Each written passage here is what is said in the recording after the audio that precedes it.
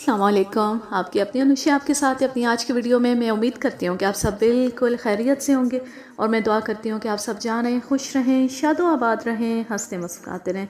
मैं आपको सुना रही हूँ एडवोकेट मिर्ज़ा अमजद बेग की एक क्राइम स्टोरी जिसका नाम है सोख्ता दिल, और ये इसका लास्ट पार्ट है। तो चलें शुरू करते हैं। उधर ख्वाबगाह में सलमा सर पकड़े बैठी थी। नीलम की बातें सुनने के बाद उसका जोश ठंडा पड़ गया था। वो सोच रही थी कि अगर वो गुस्से में अपने मैके चली गई तो नीलम सचमुच घर की मालिकन बन जाएगी। बच्चे भी उससे बहुत मानूस हैं। शायद को उसके जाने से कोई कमी महसूस नहीं होगी, बल्कि कोई अजीब नहीं कि वो मौके से फ़ायदा उठाते हुए उसे तलाकनामा ही भेज दे। ये सोचकर उसने मैके जाने का इरादा मुलतवी कर दिया। चंद घंटों के अंदर उसका गुस्सा एक नया रंग इख्तियार कर गया। ये बात उसकी समझ में आ चुकी थी कि जो कुछ हो चुका है उसे गुस्से से नहीं बदला जा सकता। शाहिद के आने से कुछ देर पहले उसने नीलम को अपने कमरे में बुलाया और कहा, देखो नीलम, जो कुछ आज हमारे घर में हुआ है वो बहुत अफसोसनाक है, लेकिन तुम अच्छी तरह समझ सकती हो कि ऐसे मौके पर एक औरत अपने जज्बात को काबू में नहीं रख सकती। लेकिन अगर तुम्हारी कहानी सच्ची है तो इसमें तुम्हारा भी कोई कसूर नहीं है। लिहाजा अब हमें कोई ऐसा रास्ता इख्तियार करना होगा जिसमें ना तुम्हारा नुकसान हो ना हमारा। सलमा बेगम का रवैया नरम देखकर नीलम भी नरम पड़ गई। बोली, आप मुझसे बड़ी हैं, जो फैसला आप करेंगी वो मुझे मंजूर होगा। मैं तो इस घर का भला ही चाहती हूँ क्योंकि अब मेरा भी यही घर है। सलमा चालाक औरत थी। वो नीलम को बराबर का दर्जा देने पर हरगिज़ तैयार ना थी। पहले तो वो चिकनी चुपड़ी बातों से नीलम को बेवकूफ़ बनाती रही, फिर बोली, शायद ने ये बहुत बड़ी हिमाकत की कि तुम्हें मुलाजमा बनाकर इस घर में ले आया। हमारे तमाम अजीज़ और रिश्तेदार तुम्हें मुलाजमा ही समझते हैं। अब अगर हमने ये ऐलान कर दिया कि तुम शाहिद की बीवी हो तो कोई भी इसे तस्लीम नहीं करेगा। लोग यही समझेंगे कि तुम दोनों ने अपने नाजायज़ ताल्लुकात को छुपाने के लिए ये ड्रामा रचाया है, क्योंकि तुम माँ भी बनने वाली हो। हमने बाकायदा शादी की है, नीलम ने कहा। हम लोगों को अपना निकाहनामा भी दिखा सकते हैं। इन बातों को आजकल कोई नहीं मानता। निकाहनामे जाली भी बनाए जा सकते हैं। इस तरह शायद के साथ तुम भी बदनाम हो जाओगी। ये मामूली बात नहीं है, हमें बहुत सोच समझ कर कदम उठाना पड़ेगा। नीलम के चेहरे पर फिक्रमंदी नज़र आने लगी। सलमा बेगम बात जारी रखते हुए बोली, फ़िलहाल तुम कोई मसला खड़ा ना करो। जिस हैसियत से रह रही हो इसी में रहती रहो। और बच्चे के बारे में लोग क्या सोचेंगे? मैं ये मशहूर कर दूंगी कि तुम शादीशुदा हो और तुम्हारा शौहर कभी कभार तुम्हें मिलने आता रहता है। ये बात नीलम के लिए ज़्यादा बदनामी का बायस थी, लेकिन वो सलमा की मीठी बातों में आ गई और उसकी मर्ज़ी के मुताबिक अमल करने पर राज़ी हो गई। उसे ख्याल ना आया कि उसकी सौकन उसे जलील करके वहाँ से निकालना चाहती थी। आज से तुम अपने आप को इस घर का फ़र्द समझो, सलमा बेगम ने मज़ीद कहा। मैं किसी अच्छे से क्लिनिक में तुम्हारा नाम दर्ज करा दूंगी और तुम्हें किसी किस्म की तकलीफ़ नहीं होने दूंगी, लेकिन एक बात का ख्याल रखना, मेहमानों के सामने कोई ऐसी बात मुंह से ना निकालना जिससे उनके जहन में कोई दूसरा ख्याल आए। अच्छा जी, जैसे आप कहेंगी मैं वैसे ही करूँगी, नीलम ने कहा। डर उसे इस बात का था कि पीछे से उसका कोई सहारा नहीं था। ज़मीन उसके ताया ने पहले ही हथिया ली थी। अगर उसे शोहर के घर से निकलना पड़ता तो वो पूरे कस्बे में बदनाम हो जाती। शाम को जब शाहिद घर पहुंचा तो फ़ज़ा को पुरसकून पाया। वो हादसा मुताज्जब हुआ। सलमा बेगम उसे अलग कमरे में ले गई और नरमी से बोली, शाहिद, मैंने हालात से समझौता करने का फ़ैसला कर लिया है। शाहिद एकदम खिल उठा। ओ सलमा, तुम कितनी अजीम हो, उसने खुश होकर कहा। मुझे अपने कानों पर यकीन नहीं आ रहा। काश मैं पहले ही दिन तुम्हें सब कुछ बता देता। शुक्रिया सलमा, बहुत बहुत शुक्रिया। तुम्हारी ये हरकत काबिल माफ़ी तो नहीं है, मगर मैं नहीं चाहती कि हम दुनिया के सामने तमाशा बने। नीलम ने मुझे सारी कहानी सुना दी है और मैं समझती हूँ कि उसका इस मामले में कोई कसूर नहीं है, लेकिन अब तुम कोई मज़ीद हिमाकत नहीं करोगे। मज़ीद हिमाकत यानी तीसरी शादी? हरगिज़ नहीं। दो ही बहुत है आदमी को पागल करने के लिए। संजीदगी से मेरी बात सुनो, सलमा बेगम ने कहा। बात यह है कि नीलम जिस हैसियत में यहाँ रह रही है वो हैसियत उसकी तब्दील नहीं होगी। ये बात मैंने उसे भी समझा दी है। کیا کیا وہ اس بات پر راضی ہے؟ ہاں راضی ہے، اسے وہی کرنا پڑے گا جو ہم چاہیں گے۔ اگر آج تم یہ اعلان کر دو کہ نیلم تمہاری بیوی ہے تو کوئی بھی اس بات پر یقین نہیں کرے گا، بلکہ اس سے بدنامی ہوگی۔ یہ بات میں نے نیلم کو بھی سمجھا دی ہے۔ ٹھیک ہے، اگر نیلم راضی ہے تو مجھے کوئی اعتراض نہیں ہے۔ یہ بات ہم تینوں تک محدود رہے گی کہ نیلم میری بیوی ہے۔ اگلے روز سلمہ بیگم نیلم کو ایک میٹرنٹی ہوم میں لے گئیں اور وہاں اس کا نام درج کرا دیا۔ شوہر کے خانے میں اس نے محمد رمضان اور پیشہ مزدوری لکھ دیا، لیکن نیلم کو یہ بات نہیں بتائی۔ اس کے 2 ماہ بعد نیلم کی ماں نور بی بی اچانک کراچی پہنچ گئی۔ نیلم نے اس کے اصرار پر اسے اپنے گھر کا پتہ لکھ دیا تھا۔ سلمہ بیگم نور بی بی کی آمد پر بہت جزبز ہوئی، لیکن اس نے کوئی احتجاج نہیں کیا۔ نور بی بی کو جب یہ پتہ چلا کہ شاہد حسین کی پہلی بیوی بھی موجود ہے اور اس کی بیٹی نوکروں کی طرح گھر میں رہتی ہے تو اسے انتہائی دکھ ہوا۔ اس نے شاہد سے کہا کہ وہ نیلم کو الگ مکان میں رکھے اور اس کے بارے میں یہ اعلان کر دے کہ وہ اس کی بیوی ہے۔ شاہد بنیادی طور پر بزدل آدمی تھا۔ وہ نیلم سے بہت محبت کرتا تھا، لیکن سلمہ بیگم کے ڈر سے اس کا کوئی مطالبہ پورا نہیں کر سکتا تھا۔ نور بی بی اس بات پر بہت برہم تھی۔ وہ روزانہ یہ مطالبہ کرتی کہ شاہد کو دونوں بیویوں کے ساتھ مساوی سلوک کرنا چاہیے۔ شاہد اسے ہر دفعہ تھوڑا سا انتظار کرنے کے لیے کہتا۔ ادھر سلمہ بیگم اپنے طریقے سے شاہد پر دباؤ ڈال رہی تھی۔ اس دوران میں شاہد حسین نے اپنے ایک رازدار دوست سے، جو اس کی دوسری شادی سے آگاہ تھا، کئی بار یہ کہا کہ دوسری شادی اس کے لیے عذاب بن گئی ہے۔ اس کی سمجھ میں نہیں آتا کہ کیا کرے۔ اس پریشانی کی وجہ سے اس کا کاروبار بھی متاثر ہو رہا تھا اور صحت بھی۔ ایک روز یہ پتہ چلا کہ شاہد حسین کا ہارٹ فیل ہو گیا۔ یہ وہ حالات تھے جو مجھے نیلم، اس کی ماں اور گواہوں کی زبانی معلوم ہوئے۔ جگہ کی تنگی اور غیر ضروری طوالت کے خیال سے بہت سی باتوں کا ذکر حذف کر دیا گیا ہے۔ جس وقت یہ کیس میرے ہاتھ میں آیا اس وقت شاہد حسین کے انتقال کو 7-8 مہینے ہو چکے تھے اور نیلم ایک بیٹے کی ماں بن چکی تھی۔ استغاثے کی طرف سے 9 گواہوں کی فہرست عدالت میں پیش کی گئی تھی، جن میں سے صرف 6 عدالت میں حاضر ہوئے۔ ان سب نے اپنے بیان میں کہا تھا کہ وہ نیلم کو مدعیہ بیگم سلمہ حسین کی ملازمہ کی حیثیت سے جانتے تھے۔ اس کے علاوہ استغاثے کی طرف سے نیلم کے بیٹے کا برتھ سرٹیفکیٹ بھی عدالت میں پیش کیا گیا، جس کی روح سے اس کے باپ کا نام محمد رمضان تھا۔ استغاثے نے یہ موقف بھی اختیار کیا کہ آئلی قوانین کی روح سے کوئی شخص پہلی بیوی کی اجازت کے بغیر دوسری شادی نہیں کر سکتا، اور چونکہ مدعیہ نے اپنے شوہر کو دوسری شادی کی اجازت نہیں دی تھی، اس لیے کسی عورت کو اس کی دوسری بیوی تسلیم نہیں کیا جا سکتا۔ صفائی کی طرف سے تقریباً 1 درجن گواہوں کی فہرست عدالت میں داخل کی گئی تھی۔ ان میں نیلم کے تایا، ان کے بیٹے، شاہد کے ماموں ممانی، نیلم کی ماں اور شاہد کے چند دوستوں کے نام شامل تھے۔ ان میں سے 2 یا 3 کے سوا تمام گواہ عدالت میں پیش ہوئے اور یہ گواہی دی کہ وہ نیلم کو شاہد حسین کی بیوی کی حیثیت سے جانتے۔ زیادہ تر گواہوں نے یہ بھی شہادت دی کہ وہ شاہد حسین اور نیلم کی شادی میں بھی شریک ہوئے تھے۔ استغاثے کے 6 گواہوں پر جرح کے دوران میں نے تقریباً ملتے جلتے سوالات کیے تھے، اس لیے طوالت سے بچنے کے لیے میں ایک گواہ کا ذکر کرتا ہوں۔ اس شخص کا نام وحید الدین تھا اور وہ اپنے آپ کو سلمہ حسین کا فرسٹ کزن کہتا تھا۔ ان دنوں وہ سلمہ کے گھر ہی میں مقیم تھا۔ عمر اس کی 40 سال کے لگ بھگ تھی۔ وہ اس مقدمے میں بہت پیش تھا اور نیلم کو زبردستی بے دخل کرنے کی کوشش بھی کر چکا تھا۔ مجھے یہ بھی پتہ چلا تھا کہ سلمہ کی وجہ سے اس کی اپنی بیوی سے انبن بھی ہو چکی تھی۔ جب وہ گواہی دینے کے لیے کٹہرے میں آیا تو اس نے سیاہ چشمہ اور پھولدار بشرٹ پہن رکھی تھی۔ میں نے جرح کا آغاز کرتے ہوئے پوچھا، وحید الدین صاحب، آپ نیلم کو کب سے جانتے ہیں؟ تقریباً 2 سال سے، اس نے جواب دیا۔ آپ نے اسے پہلی بار کہاں دیکھا تھا؟ شاہد حسین کے گھر میں۔ کیا آپ کو یاد ہے کہ اس وقت وہ کس کمرے میں تھی اور کیا کر رہی تھی؟ مجھے اچھی طرح یاد نہیں، لیکن میرا خیال ہے کہ وہ اسٹڈی میں تھی اور شاہد کے بچوں کو پڑھا رہی تھی۔ کیا کسی نے آپ کا مسز نیلم یعنی مدعا علیہ سے تعارف کرایا تھا؟ اس نے طنزیہ انداز میں کہا، میرا خیال ہے لوگ ملازموں کا اپنے معزز مہمانوں سے تعارف نہیں کراتے۔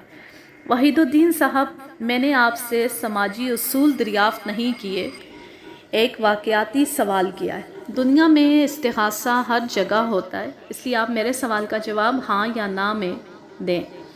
جی نہیں، اس نے جواب دیا، نیلم سے میرا کسی نے تعارف نہیں کرایا تھا۔ جی نہیں، اس نے جواب دیا، نیلم سے میرا کسی نے تعارف نہیں کرایا تھا۔ میں نے پرخیال نظروں سے اسے گھورا اور کہا، ممکن ہے بعد میں کسی نے تعارف کرایا ہو، 2 سال کے عرصے میں ایک آدھ بار تو ضرور تعارف ہوا ہوگا۔ جی نہیں، ایسا کبھی نہیں ہوا، اس نے اپنے غصے کو دباتے ہوئے کہا، نہ ہی مجھے ملازموں سے تعارف حاصل کرنے کا شوق ہے، میں چھوٹے لوگوں کو منہ لگانا پسند نہیں کرتا۔ کیا آپ بتا سکتے ہیں کہ عامر اور آصف نیلم کو کیا کہہ کر مخاطب کرتے تھے؟ اس نے تامل کرتے ہوئے کہا، میرا خیال ہے کہ وہ اسے نیلم آنٹی کہتے ہیں۔ وحید الدین صاحب، ذرا سوچ کر جواب دیں کہ کیا مسٹر اور مسز شاہد حسین نے آپ کے سامنے کبھی نیلم کا ذکر کیا تھا، یا آپ نے ان کے سامنے کبھی نیلم کا ذکر کیا تھا؟ آپ غیر ضروری سوالات کر رہے ہیں، اس نے برہمی سے کہا، میں پہلے ہی کہہ چکا ہوں کہ میں چھوٹے لوگوں کو منہ لگانا پسند نہیں کرتا۔ میرے سامنے مسٹر یا مسز شاہد حسین نے کبھی نیلم کا ذکر نہیں کیا۔ وحید الدین صاحب، جب مسز نیلم نے پہلی بار شاہد حسین مرحوم کے گھر میں قدم رکھا تو کیا آپ اس وقت وہاں موجود تھے؟ جی نہیں، اس نے مختصر جواب دیا، اس وقت میں وہاں موجود نہیں تھا۔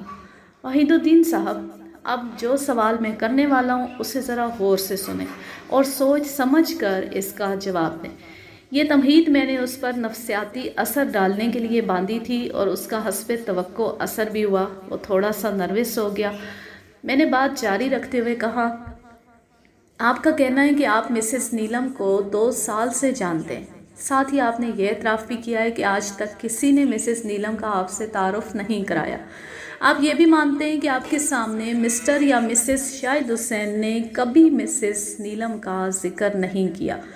آپ اس بات کی بھی اقراری ہیں کہ جب پہلی مرتبہ آپ نے مسز نیلم کو دیکھا تو وہ شاہد حسین کے بچوں کو پڑھا رہی تھی۔ آپ یہ بھی مانتے ہیں کہ بچے مسز نیلم کو آنٹی نیلم کہتے ہیں۔ ان حقائق کی روشنی میں کیا آپ اس عدالت کو بتائیں گے کہ آپ کو یہ بات کن ذرائع سے معلوم ہوئی تھی کہ مسز نیلم ملازمہ ہے؟ یہ سوال سن کر وہ گھبرا گیا۔ اس کے وکیل نے اس سوال پر اعتراض بھی کیا مگر جج نے اعتراض مسترد کر دیا۔ میں نے اس کے کاموں سے اندازہ لگایا تھا کہ وہ ملازمہ ہے، وحید الدین نے کہا۔ میں جب بھی شاہد حسین کے گھر گیا نیلم کو کسی نہ کسی کام میں مصروف پایا۔ جج نے اس کا جواب سن کر کہا، کیا آپ یہ کہنا چاہتے ہیں کہ اگر کوئی عورت گھر کے کام میں مصروف نظر آئے تو وہ لازماً ملازمہ قرار پاتی ہے؟ جی، میرا یہ مطلب نہیں ہے۔ میں نے اس کے بعد کوئی سوال نہیں کیا۔ دیگر گواہوں سے بھی تقریباً ایسے ہی سوالات کیے، اس لیے ان کو میں چھوڑ رہا ہوں۔ اب میں اس جرح کی تفصیل بیان کرتا ہوں جو میں نے سلمہ بیگم پر کی تھی۔ مسز حسین، کیا آپ بتا سکتی ہیں کہ مسز نیلم کتنے عرصے سے آپ کے گھر میں رہ رہی ہیں؟ تقریباً 2.25 سال سے، اس نے جواب دیا۔ اس نے خاصی شاندار ساڑی پہن رکھی تھی اور بڑے اعتماد سے کٹہرے میں کھڑی تھی۔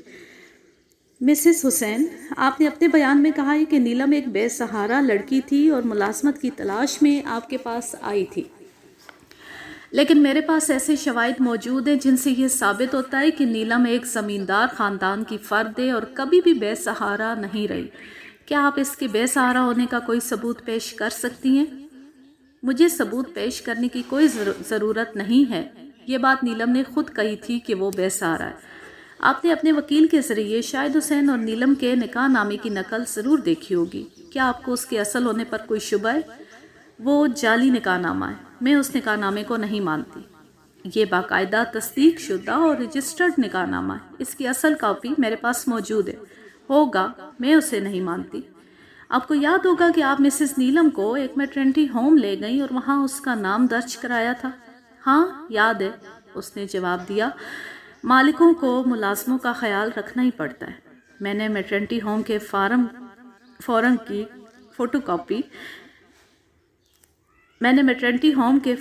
فوٹو کاپی اسے دکھائی اور پوچھا، کیا یہ فارم آپ نے پر کیا تھا؟ اس نے تامل کرتے ہوئے جواب دیا، ہاں میں نے اسے پر کیا تھا۔ کیا آپ بتا سکتی ہیں کہ آپ نے شوہر کے خانے میں محمد رمضان کیوں لکھا؟ نیلم نے مجھے اپنے شوہر کا یہی نام بتایا تھا۔ میں نے اسے نیلم کا شناختی کارڈ دکھایا اور کہا اس کارڈ میں نیلم کے شوہر کا نام شاہد حسین لکھا ہے، اس کی کیا وجہ ہے؟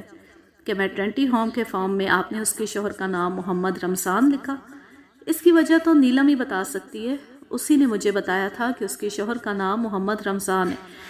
اس کے وکیل نے اسے خوب پکا کر رکھا تھا، اسے ہر سوال کا جواب یاد تھا، تاہم جو بات ہماری حمایت میں جاتی تھی وہ نیلم اور شاہد کا تصدیق شدہ نکاح نامہ تھا۔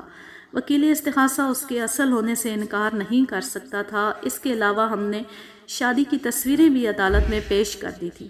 ان شواہد کی موجودگی میں وکیل استغاثہ نے یہ موقف اختیار کیا کہ چونکہ شاہد حسین نے اپنی پہلی بیوی کی اجازت کے بغیر شادی کی تھی، اس لیے وہ کل عدم تصور ہوگی۔ میں نے صفائی کے دلائل دیتے ہوئے کہا جناب والا، یہ بات شواہد کی روشنی میں پوری طرح ثابت ہو چکی ہے کہ مسز نیلم حسین شاہد حسین کی قانونی بیوی تھی۔ وکیل استغاثہ نے بھی اس نکاح نامے کو چیلنج نہیں کیا، البتہ یہ موقف ضرور اختیار کیا ہے کہ نکاح پہلی بیوی کی اجازت کے بغیر ہوا تھا۔ یہ ایک ایسا اعتراض ہے جس کا اس وقت کوئی قرینہ نہیں ہے، کیونکہ اس اعتراض کا جواب دینے والا شخص اس دنیا میں موجود نہیں ہے۔ اگر مرحوم شاہد حسین نے اپنی پہلی بیوی کی اجازت کے بغیر دوسری شادی کی ہوتی تو وہ دونوں بیویوں کو کبھی ایک گھر میں نہ رکھ سکتا۔ مسز نیلم اور مسز سلمہ بیگم تقریباً 1.5 سال تک اپنے شوہر کی موجودگی میں اکٹھی رہی ہے۔ مدعیہ کا یہ بیان کہ نیلم ان کی ملازمہ تھی نہایت مضحکہ خیز معلوم ہوتا ہے۔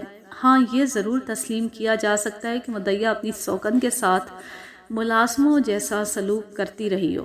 مجھے یقین ہے کہ مرحوم شاہد حسین نے اپنی پہلی بیوی کی اجازت سے شادی کی ہوگی، اور چونکہ شاہد حسین کی وفات کے بعد اس کی ہر چیز سلمہ بیگم کے تصرف میں تھی، اس لیے کوئی عجب نہیں کہ اس نے وہ اجازت نامہ ضائع کر دیا ہو۔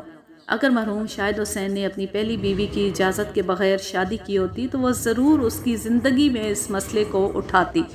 شاہد حسین کی موت کے بعد اس مسئلے کو اٹھانے کا مطلب صرف یہ ہے کہ سلمہ بیگم اپنی سوکن کو جائیداد سے محروم کرنا چاہتی ہے۔ جناب والا، مسز نیلم حسین اس وقت شاہد حسین کے بچے کی ماں بن چکی ہے۔ قطع نظر اس کے کہ اس کی شادی کس ماحول میں اور کس انداز سے ہوئی تھی، وہ اپنے شوہر کی جائیداد سے اپنا حصہ وصول کرنے کا پورا حق رکھتی ہے اور ضرورت مند بھی ہے۔ شادی کے موقع پر اس نے اپنی تمام موروثی زمین شاہد کے کہنے پر اپنے تایا کے نام لکھ دی تھی۔ میں نے زمین کی منتقلی کی پوری تفصیل عدالت کے سامنے بیان کی۔ یہ اس نے بہت بڑی قربانی دی تھی۔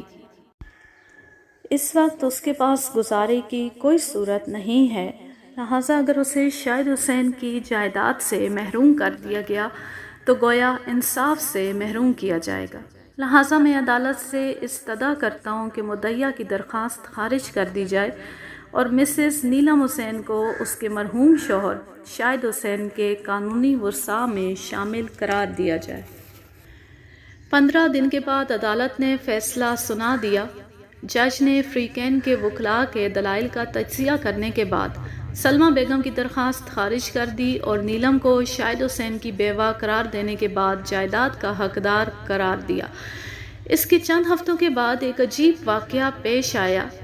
شاہد حسین کے ایک عزیز نے، جس کا رشتہ ظاہر کرنا مناسب نہیں معلوم ہوتا، پولیس کو درخواست دی کہ شاہد حسین طبعی موت نہیں مرا بلکہ اسے زہر دے کر ہلاک کیا گیا تھا۔ پولیس نے ایس ڈی ایم اور میڈیکل آفیسر کی موجودگی میں قبر کھود کر لاش کا پوسٹ مارٹم کیا اور اس کے معدے سے مواد حاصل کر کے لیبارٹری ٹیسٹ کے لیے بھجوا دیا۔ لیبارٹری رپورٹ سے اس بات کی تصدیق ہو گئی کہ شاہد حسین کو زہر دیا گیا تھا۔ درخواست دہندہ نے قاتل کی نشاندہی بھی کی تھی اور بعض ثبوت بھی پیش کیے تھے۔ لیبارٹری رپورٹ موصول ہونے کے اگلے روز پولیس نے سلمہ بیگم کو گرفتار کر لیا۔ چونکہ یہ کیس میرے پاس نہیں ہے، اس لیے میں اس کی تفصیلات آپ کے سامنے پیش کرنے سے قاصر ہوں۔ شاہد حسین کا پورا بنگلہ آج کل نیلم کے تصرف میں ہے اور وہ اپنے بچے کے ساتھ سلمہ بیگم کے بچوں کی پرورش بھی کر رہی ہے۔ اس کی ماں نور بانو بھی اس کے ساتھ ہی رہتی ہے۔ یہاں ساری صورتحال کا تھوڑا سا تجزیہ کرنا مناسب معلوم ہوتا ہے۔ جب تک سلمہ بیگم کو یہ معلوم نہیں تھا کہ نیلم اس کی سوکن ہے، اس وقت تک وہ اس سے بہت خوش تھی اور اس کی تعریفیں کرنے کا کوئی موقع ضائع نہیں کرتی تھی، لیکن جب اسے یہ معلوم ہوا کہ اس کے شوہر کی دوسری منکوحہ ہے تو اس کے سینے میں نفرت کا آتش فشاں کھولنے لگا۔ حالانکہ عملی طور پر صورتحال میں کوئی تبدیلی واقع نہیں ہوئی تھی، وہی گھر تھا اور وہی افراد تھے۔